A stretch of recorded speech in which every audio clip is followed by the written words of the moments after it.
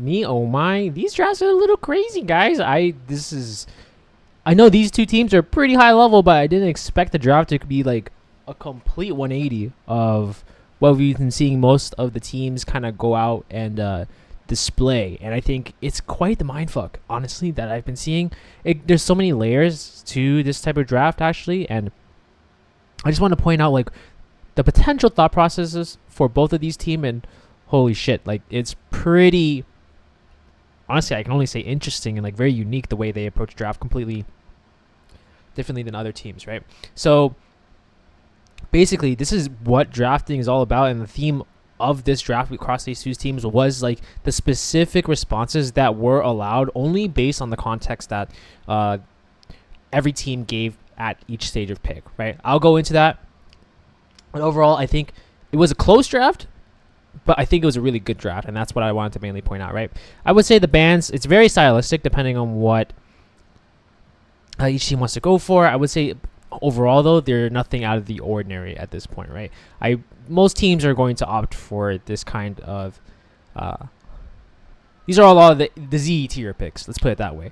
What isn't quite the Z tier pick, though, is a Smolder B1, which I have never seen a team do in this current day and age.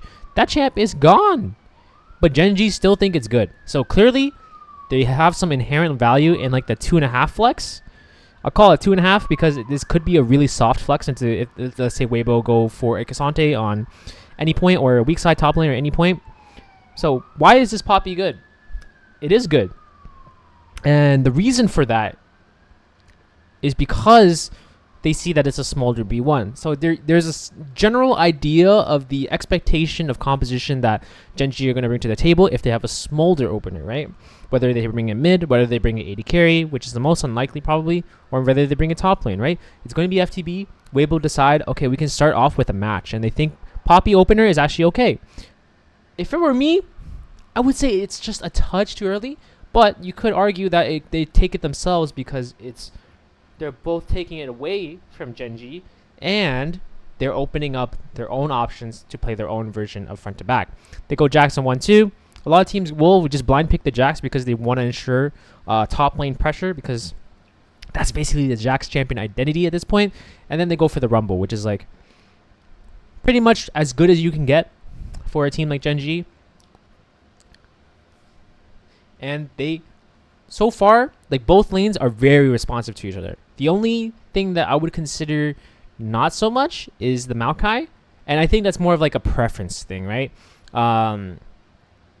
Canyon could just believe like that this is the right facilitator for them, and it's basically like a more AP focused version of like, let's say, Sedge, and that's basically what they opt for in this case. Where the difference lies in their comp here is they actually go Lucian on 3, and this has been something that I've been hoping to see more of, because clearly there's been a need for really high pressure, high priority mid laners in a lot of these compositions, but teams so far, especially in the play-in stage, have not been delivering on that because they have been very focused on the champs of old.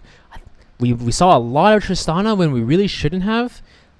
We also saw even a little bit of Corki. It was a little bit weird, and I think you'll see after this, because Weibo is actually threatening the mid bot flex, or even the top lane flex. Sorry, I'm delusional, not top lane flex. The mid bot flex. Top lane flex in another dimension, maybe against Cassante, but it doesn't sound that good. But mid bot flex. So it actually draws the Nami Ben from Gen G. So it's not bad here. And they have 2 flex options, both in support and jungle. So what happens next? They break the flex, because you look at the Gen G comp, you see quite a bit of slow sort of, it looks like a slow comp, right? So this is one of those rare occasions where there is potentially a Jinx angle, and you have the Poppy to back it up. So totally not bad. The only interesting thing is they're actually saving Poppy soft flex all the way until 5. And this is why I think this champion can be really good. Right? The only restriction that Poppy has in this case is in terms of overall comp identity. She's much better as a backwards champion in creating space. And in this case, now that you have the Smolder B1, this increases the viability of the Poppy, right? And you're able to just go ahead and pick it, and it's gonna have value, and it ends up panning out even better because now they pick Kalista Renata into it. So now you can flex Poppy into support. So you can stabilize your Jinx, and then you can get jungle counter pick on 5, which is very unique. But there are some options. This is the first Ivern pick of the event as well. But with the comp that Weibo have, it actually does make a lot of sense. Right? So overall, I would say both drafts really, really close, and they both have different things they bring to the table. Very interesting in that sense, right? Very mindful. And, I love how both teams are tapping in to the picks that they believe are good and are unique to them, right? Gen G established this draft with a Smolder opener, flex pick threat, and then both teams have just their unique picks to kind of answer. And it creates this is essentially what draft should be, right? It should be a unique expression of what your team likes to play, how they like to play it, and what options they can have. So I think this is a really good draft by both teams.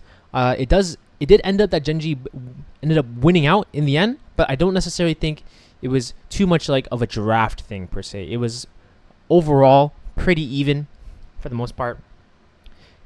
Let's say a draft was not the inhibitor for either of these teams. So that's exactly what you're going for if you're going for basically an even matchup. And this is a great display of what Worlds level drafting can really be. So hopefully that makes sense to you guys. And I'll catch you guys in the next one.